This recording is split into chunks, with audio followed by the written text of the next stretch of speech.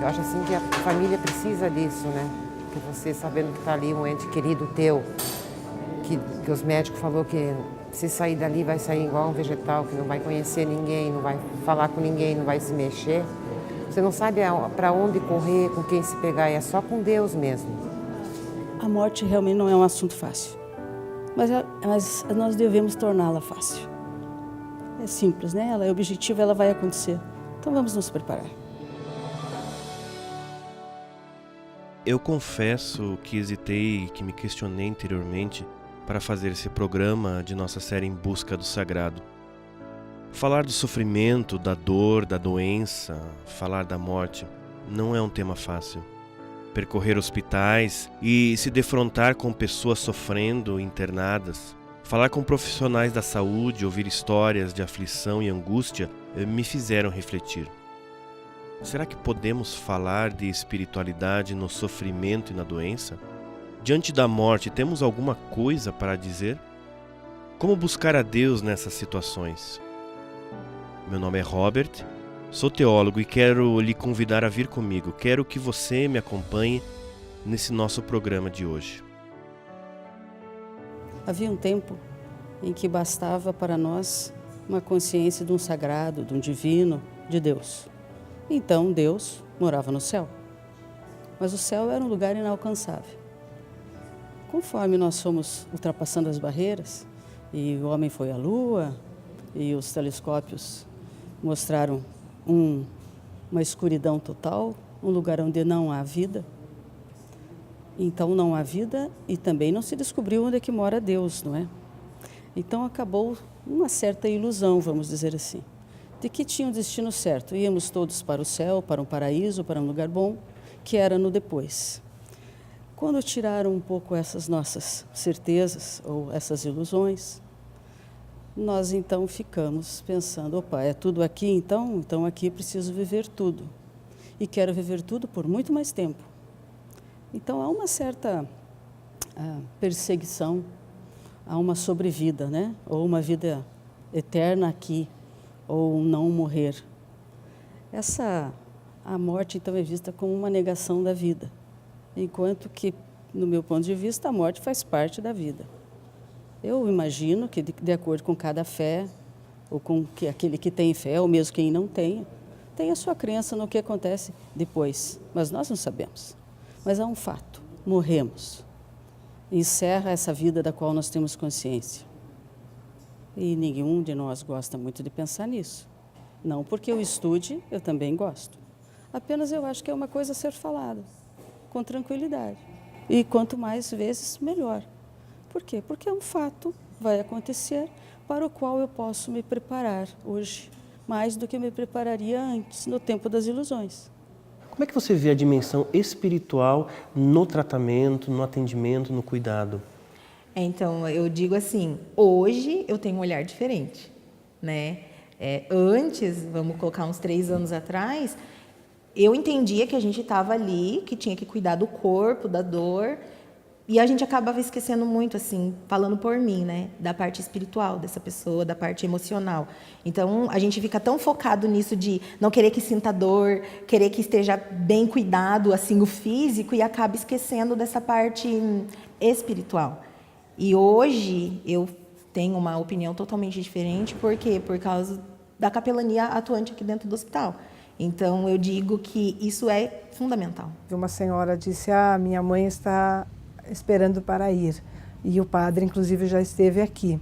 Então, claro, as pessoas chamam, elas têm uma vida de fé, elas têm seus relacionamentos, outras pessoas também vêm fazer atendimento. Mas eu acho que isso também mostra o quanto, de fato, essa demanda é real, o quanto as pessoas necessitam, querem, e que nós somos um ser humano integral, com muitas necessidades, entre elas a necessidade espiritual. E que no ambiente hospitalar isso se evidencia ainda mais, né? O livro do Eclesiástico faz um elogio ao médico, à medicina, aos remédios e aos farmacêuticos. Mas todas essas coisas, diz o texto bíblico, provém do Altíssimo, provém de Deus. A medicina, o texto continua, é uma arte que promove alívio e saúde ao enfermo.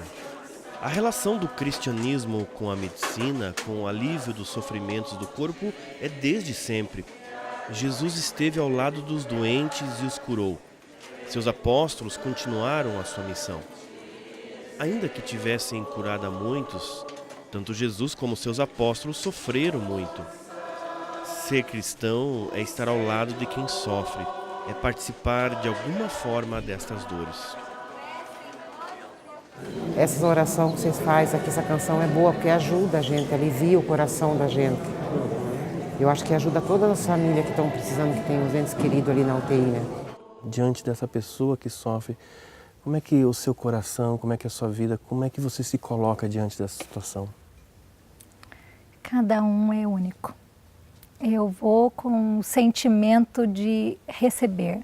Eu estou aqui hoje para te ouvir. Você quer falar. A partir daquilo que eu recebo, que o nosso diálogo pode ser desenvolvido, um diálogo permeado por aquilo que eu chamaria de um encontro. Não é uma consulta, não é uma assistência, não é uma aula, não é um curso, enfim, é um encontro. Então você veja que a espiritualidade está ligada com o sentido da vida. Não necessariamente com a minha religião, com a minha crença ou com a minha fé, mas o sentido que eu dou.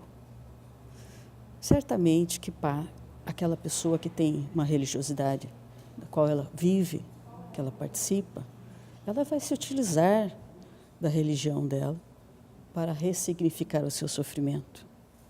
Certamente. A medicina já prova nas suas pesquisas, muito mais do que a teologia, porque a teologia pouco pesquisa ainda sobre isso, mas a medicina e a bioética já comprovam o benefício do cuidado espiritual e da religiosidade bem direcionada para a melhoria da saúde. Um tratamento é melhor conduzido, é melhor aceito, uma dor é melhor suportada, em vista de que haja uma diminuição do sofrimento, né? Que não haja um aumento do sofrimento pessoal. Então, há uma comprovação já. É uma questão de nós deixarmos acontecer. É claro que se nós vamos a um hospital e ele pertencer a uma congregação religiosa ou uma confissão religiosa, seja ela qual for, a tendência é ter lá um capelão que siga a sua religião. E terá dificuldades em abrir-se. Eu entendo que isso seja natural, mas isso é um aprendizado. Nós precisamos aprender a ser voluntários no cuidado em saúde. Nós precisamos aprender a ser equipe médica que compreenda a espiritualidade do paciente. A dimensão espiritual é parte do conceito do que é saúde. E isso vem ganhando corpo. E acredito que vai ganhar mais corpo ainda. Quando a capelania chega no hospital, você vê, né? Ai, vamos se abraçar. Aí você olha assim, aquela galera, né, do hospital, no momento de oração, e vai se abraçar, daí você se depara. Nossa, faz 5 anos que eu trabalho com essa pessoa e eu nunca abracei ela. E você fala, nossa. E daí você olha para a pessoa e a capelania te induz a dar um abraço naquela pessoa, falar que ela é especial.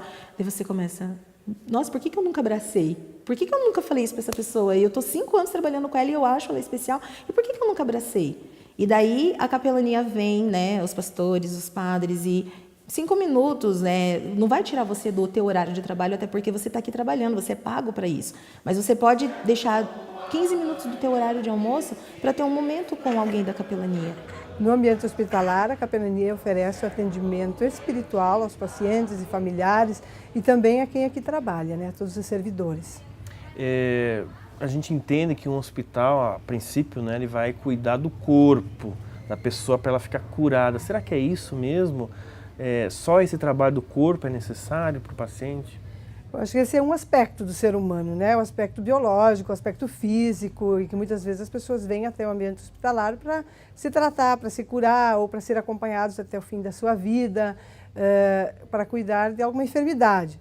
Mas esse é um aspecto, né? Se o paciente está bem, se o paciente ele também tem necessidades emocionais, afetivas, contato com a família, porque ele não teria então a necessidade do contato com Deus, do contato com a sua experiência de fé já, de espiritualidade, de manifestar isso, de ter também a oportunidade de celebrar, de ter alguém que ore com ele também, né? Em seu momento de fragilidade, às vezes de angústia, de ansiedade por uma cirurgia, por exemplo. E desenvolver um trabalho de capelania é ir na direção do outro, é estender de Deus ao outro, pelo meu próprio jeito de ser. Enfim, o trabalho de capelania é um trabalho coerente com a fé cristã.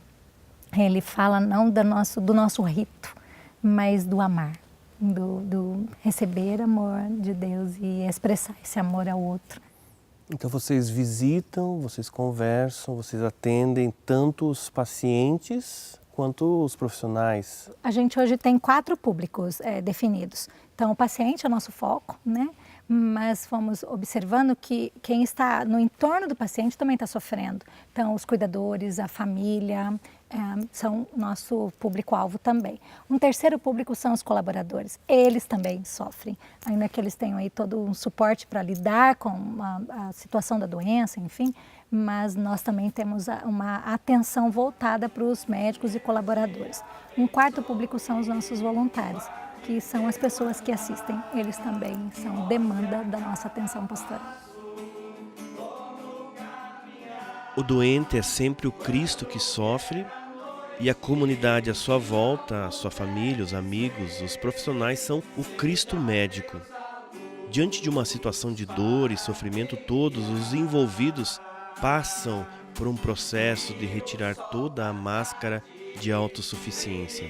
A cura da doença, tão esperada, pode não vir. Procura-se então a cura dos relacionamentos, uma revisão do sentido da existência, um reencontro com aquilo que está no profundo de nosso ser. E como lidar com um paciente em situação terminal? Como enfrentar o término de uma vida, a morte, o luto? Morte não é mais aguda, que se dá em 2, 3 dias, não é? A morte hoje é prolongada. E eu posso prolongar indefinidamente num ambiente hospitalar, se eu não encaro como uma possibilidade a morte daquela pessoa de forma natural. Ora, fizemos tudo o que era possível. E agora nos rendemos. O que vamos fazer agora? Agora vamos fazer o melhor por ela. Então nós vamos sair dessa posição de prolongar indefinidamente com tratamento desproporcional, porque não tem sentido. Um exemplo, não tem sentido numa pessoa em fase terminal de câncer receber o transplante de um fígado. O transplante do fígado dela vai melhorar a vida dela? Vai prolongar a vida dela? Vai curar? Não, ao contrário. Vai transformá-la numa pessoa que precisa mais medicamentos para aquele transplante, vai talvez inclusive acelerar a morte. Mas a primeira intenção não era melhorar então a qualidade de vida, já que ela precisa de um fígado novo? É preciso ver a proporcionalidade disso. Então, nós vamos trabalhar entendendo que a morte, ela é real, né? E o processo do morrer e morrer de maneira digna e cheia de sentido e significado é muito bonito. Eu não quero romancear. A morte, a Bíblia diz que é um inimigo, né? A psicologia vai tratar de tantas outras maneiras e cada família vai dar o seu sentido. Mas nós vamos encarar, sim, a morte. E a cura, né? Ok, um sinal do reino de Deus é a cura. E, inclusive, o passar pela morte vai dizer de restauração de vida plena, onde não tem mais doença, onde não tem mais a dor, a morte e a lágrima. Mas aqui nós vamos, inclusive, encarar a doença no sentido de sermos fortalecidos para lidar com ela, porque ela é real, mas ela também não é o fim. Eu posso, sim, dentro do meu trabalho, ir lá fazer uma medicação, ajudar a minha equipe e também orar com aquele paciente. Por que não? Eu posso fazer isso. Eu não estou deixando de fazer o meu trabalho, mas estou olhando para aquele paciente como um todo. E esse resgate, para mim, aconteceu dessa maneira. Aqui dentro do meu local de trabalho, que muitas pessoas podem não acreditar nisso, a igreja veio até mim. Compreender a busca pelo sagrado em um ambiente hospitalar onde se procura cuidar de enfermos, é entender que se lida diariamente com situações de temor, de espanto, mas também de admiração e de atração, de encanto, de fascinação e de amor. A situação de fragilidade de um ser humano desperta em cada um de nós uma profunda reflexão sobre quem é o homem, quem é a mulher. Essa reflexão leva-nos a uma profundidade de nós mesmos, onde temos a oportunidade de descobrirmos quem nós somos de verdade. O sagrado é mistério. E a bioética me traz uma coisa que chama o respeito ao paciente. O bem é o bem do paciente. Eu não exerço medicina para usar os melhores equipamentos e as melhores técnicas. Eu exerço medicina para levar saúde melhor àquela pessoa, para devolver saúde. Não necessariamente curar, porque nem tudo tem cura, mas para devolver qualidade de vida àquela pessoa. Então, quando eu consigo, vivendo a minha religiosidade, expandir a minha espiritualidade, e quando eu faço isso de um ponto de vista totalmente ecumênico, interreligioso e intercultural, eu vou à sociedade, eu dou à sociedade.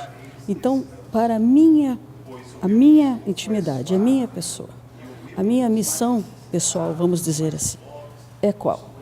É levar desde a minha religiosidade, espiritualidade, à sociedade, uma visão ampla de que se Deus é o meu Deus, é também o Deus de cada um. Se o sagrado é o meu sagrado, é o sagrado de cada um. Se é o divino, o divino. E Deus não disse que veio só para católicos, apostólicos e romanos. Também não disse que veio só para cristãos. Também não disse que veio só para evangélicos. Deus veio para todos. E acompanhar, estar presente com pessoas que estão indo a óbito, que estão partindo dessa vida, é um privilégio. Não é algo ruim, nem é algo pesado, é algo necessário. E eu penso que eu gostaria de ser acompanhada por alguém, de ter alguém, não ficar sozinha. Então, penso que é algo assim que também dá sentido, me preenche, é algo positivo para a minha vida. Vivemos em uma época onde se fala muito de perda de esperança. Mas quando vejo gente cuidando de gente, pessoas se importando umas com as outras, reconheço que é no encontro com o outro que nós nos tornamos humanos. O apóstolo Paulo, repetindo o profeta Oséias, pergunta: ó morte, onde está a tua vitória? Não, a vitória não é da morte, da dor, do sofrimento, ainda que devamos passar por tudo isso. Mas eu vi que em todas essas coisas se revela o mistério sagrado que habita em nós. A nossa caminhada nem sempre é em terreno plano. Às vezes passamos por desafios, dores, mas diante de tudo quero me manter caminhando. Vou continuar a minha busca pelo sagrado. A gente gostaria que você pudesse encerrar esse programa abençoando as pessoas, pedindo a bênção, invocando a bênção sobre as pessoas que nos assistem, eventualmente acamadas ou não, ou que vivam em relação àqueles enfermos. Para que você possa abençoar as pessoas agora. Me lembrar de uma das primeiras bênçãos que eu aprendi no contexto da minha casa, dos meus pais nos abençoando. E ela está registrada no livro de Números, no Velho Testamento, e ela diz mais ou menos assim: que o Senhor te abençoe e te guarde, que o Senhor faça resplandecer o seu rosto sobre ti, que o Senhor tenha misericórdia de ti e te dê a paz. Aquilo sempre foi sagrado para mim. Mas há alguns anos eu li uma nova versão. Eu não entendia direito a bênção. Eu recebia, mas não entendia. O Senhor faça resplandecer o seu rosto sobre ti. O que é isso? Que o resplandeça o rosto sobre ti ou levantar o rosto sobre ti tinha a ver com sorrir. Eu acho isso magnífico. Então eu quero te abençoar assim, querido, querida que está conosco hoje. Que o Senhor te abençoe e te guarde. Que o Senhor sorria para você. Que você perceba Deus te amando. E sobre ti Ele deixa a sua paz. Em nome do Pai, do Filho e do Espírito Santo. Amém.